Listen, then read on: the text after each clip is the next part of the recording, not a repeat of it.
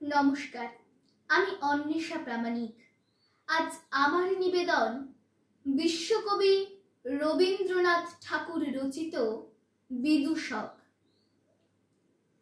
কাঞ্চির রাজা কর্ণাট জয় করতে গেলেন। তিনি হলেন জয়ী। চন্দনে, হাতির দাঁতে আর সোনামানিকে হাতি বোঝাই হলো। দেশে ফেরবার পথে বলেশ্বরীর মন্দির বলির রক্তে ভাসিয়ে দিয়ে রাজা পুজো দিলেন।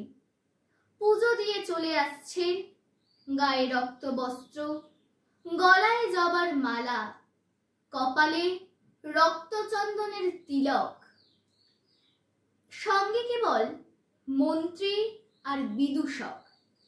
এক জায়গায় দেখলেন পথের ধারে আমবাগানে ছেলেরা খেলা করছে।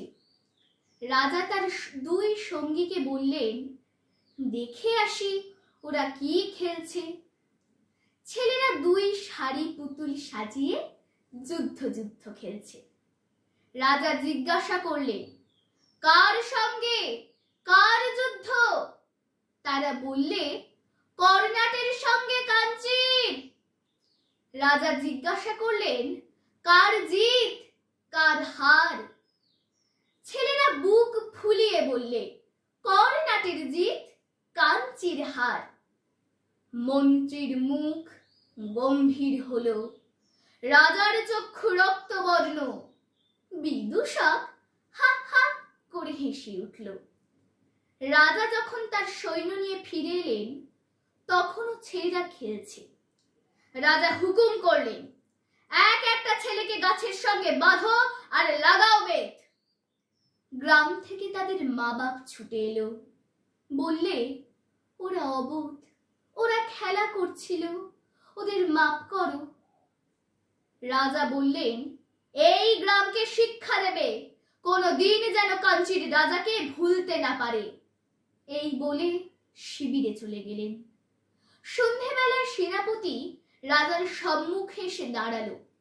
প্রণাম করে বলল, মহারাজ, শৃগাল কুকুর ছাড়া এ গ্রামে কারো মুখে শব্দ শুনতে পাবে না।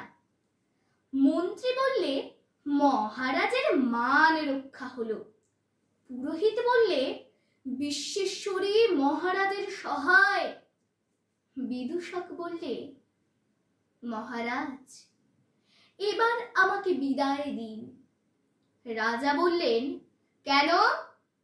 বিদূষক বললে, আমি মারতেও পারিনি, কাটতেও পারিনি। বিধাতার প্রসাদে আমি কেবল হাসতে পারি। মহারাজের সভায় থাকলে আমি হাসতে ভুলে যাব। নমস্কার।